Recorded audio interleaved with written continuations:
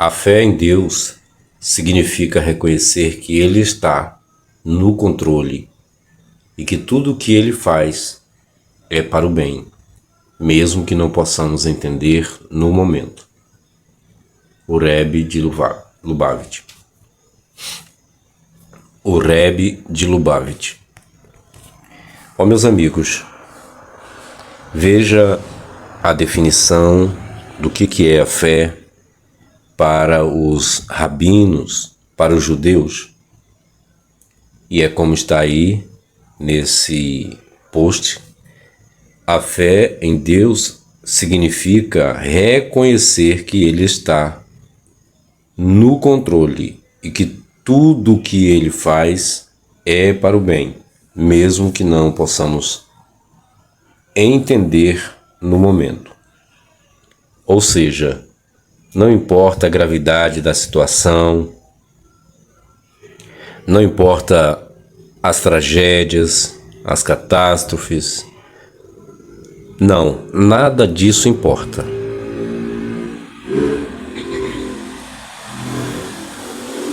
Pois tudo está no controle de Deus. Tudo está sob o controle de Deus. Muito embora as pessoas que creem em Deus não entendam momentaneamente. Eu vou ler ainda mais algumas definições. Vou ler aqui um texto que é do movimento Bnei Noach, aqui do Brasil. Esse Bnei Noach são os filhos de Noé. É um grupo monoteísta que guardam apenas as 7 leis universais de Noé. Então vamos para o texto.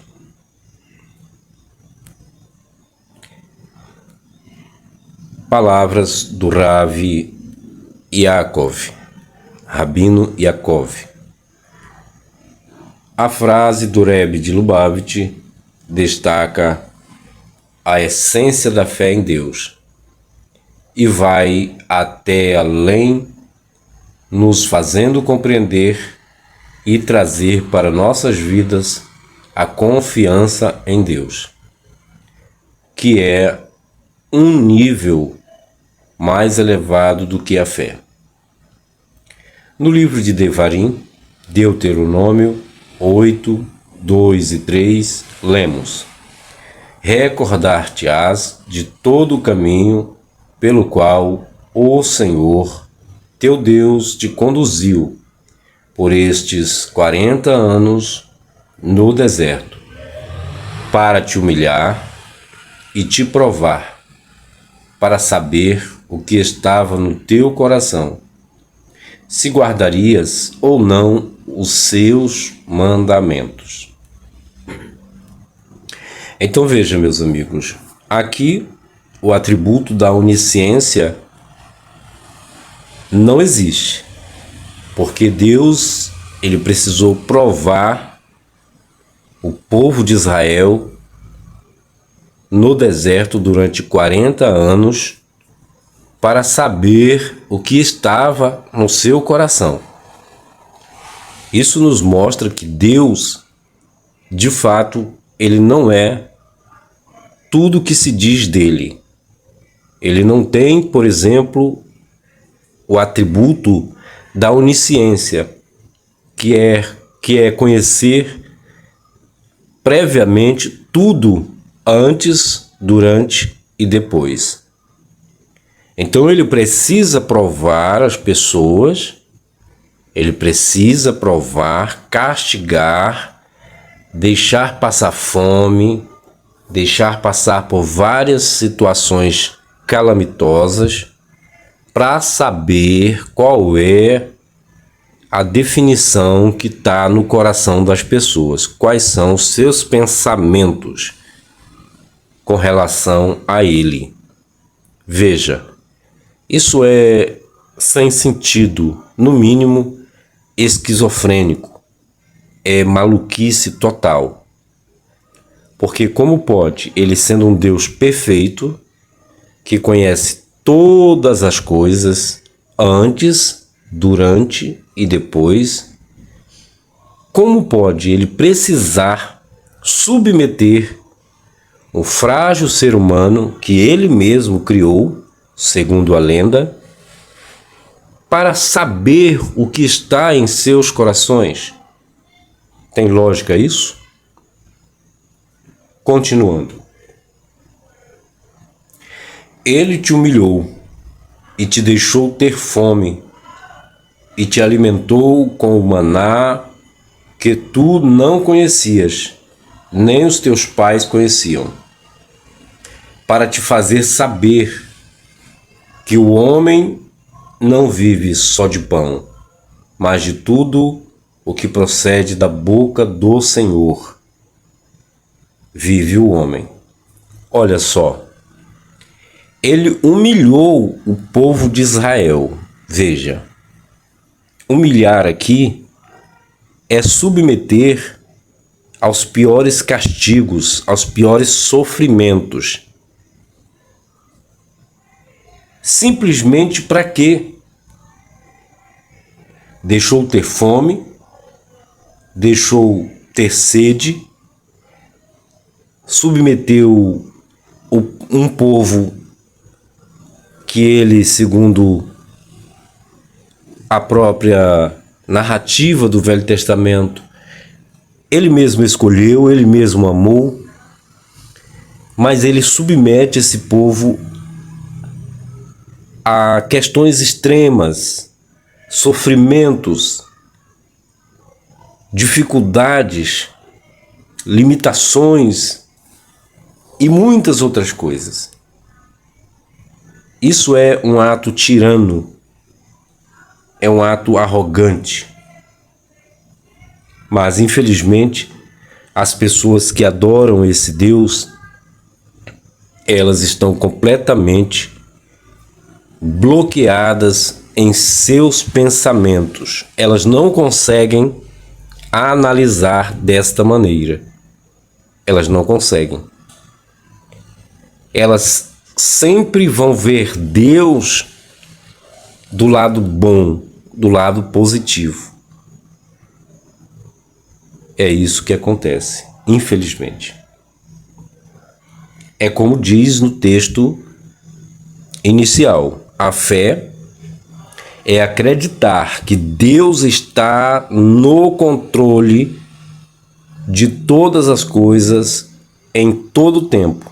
Muito embora, segundo o texto, nós não compreendamos no momento.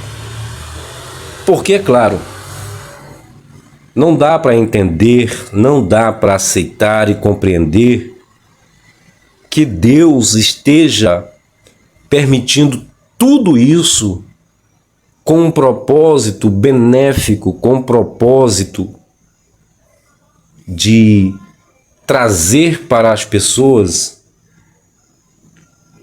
uma recompensa. Não seria melhor ele ensinar de outra maneira?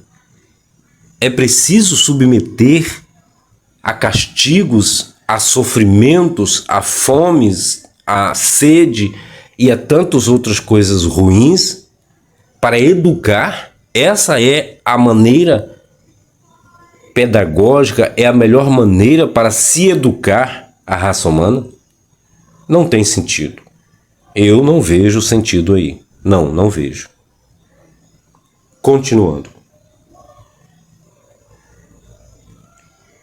Esta passagem nos lembra que, mesmo nas provações e dificuldades, Deus está no controle e tem um propósito benevolente para cada situação. Os 40 anos no deserto foram uma lição de confiança e dependência total em Deus, mostrando que mesmo as adversidades têm um papel essencial no plano divino. Olha, veja, ele simplesmente matou aquela geração segundo a lenda, durante 40 anos, ele matou todo aquele povo. Todo aquele povo que ele havia tirado com o braço estendido, com a mão forte, através dos sinais, segundo a lenda, não é? Segundo a fábula. E aí, no deserto, ele enterrou essas pessoas, essas pobres pessoas, com a desculpa de que eles desobedeceram, de que eles pecaram, e por isso eles foram punidos com a morte.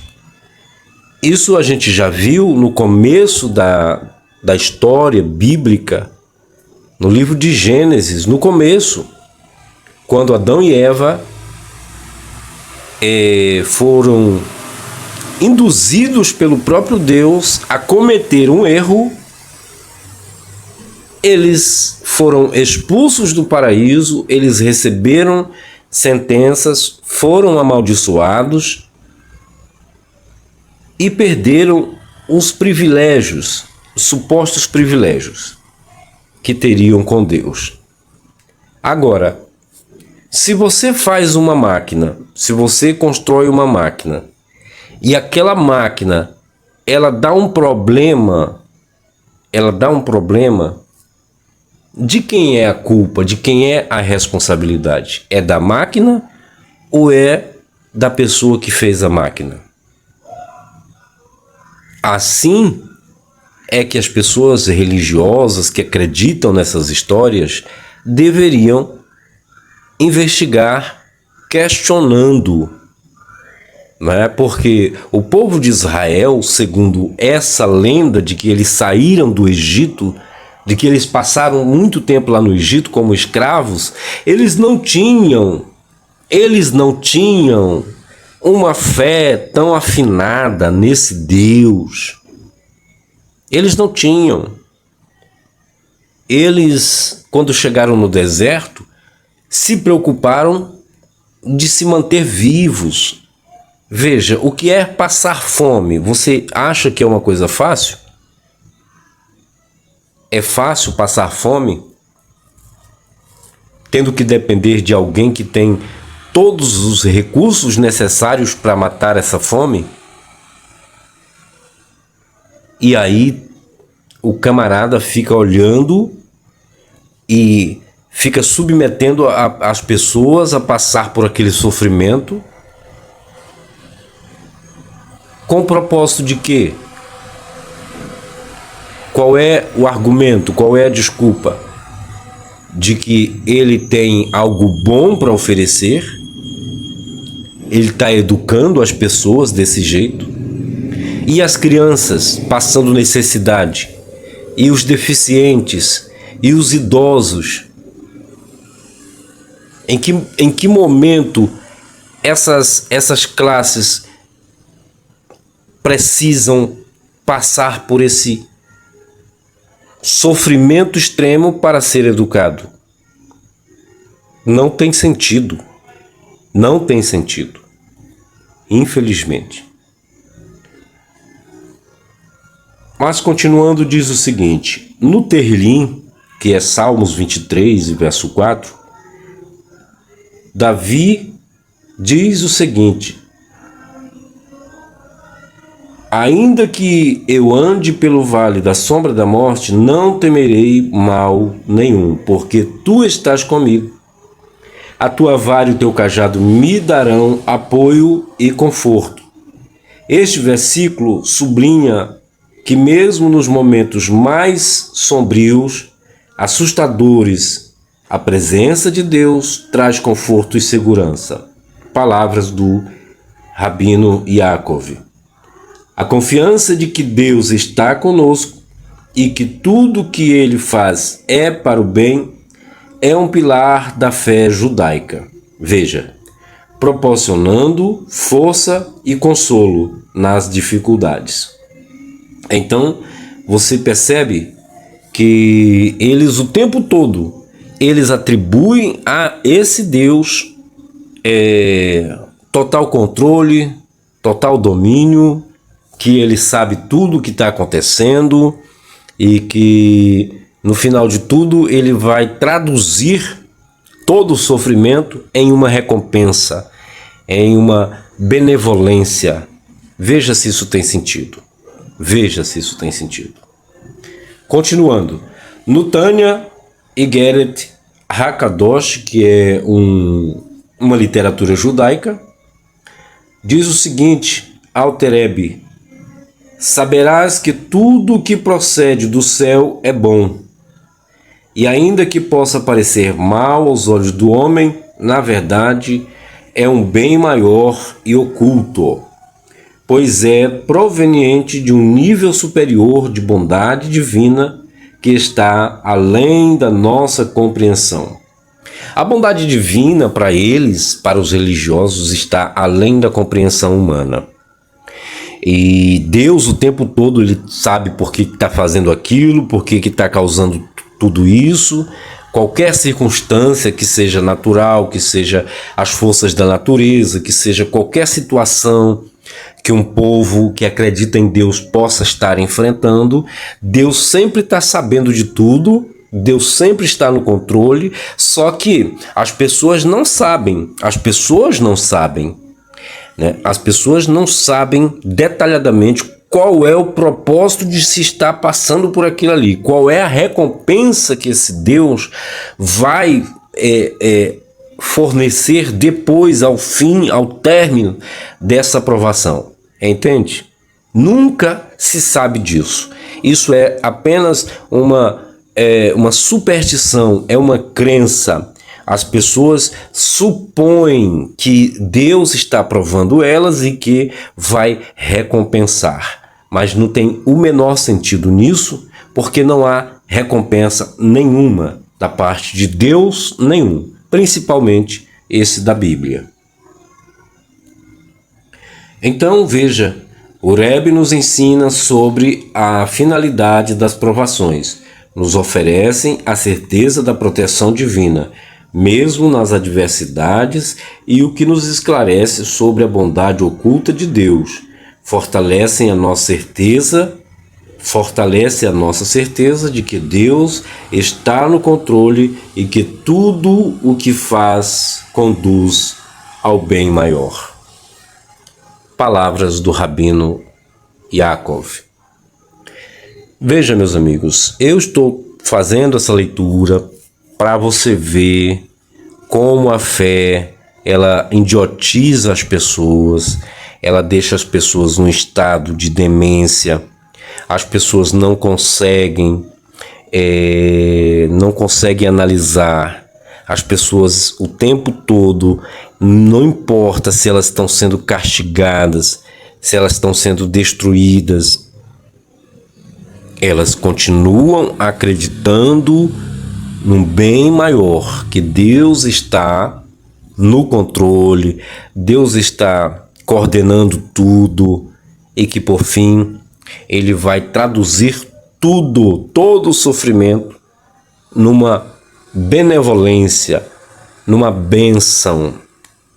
Isso a gente vê no livro de Jó, na fábula de Jó, que com todas as catástrofes que se abateram sobre a vida de Jó, no final Deus vem e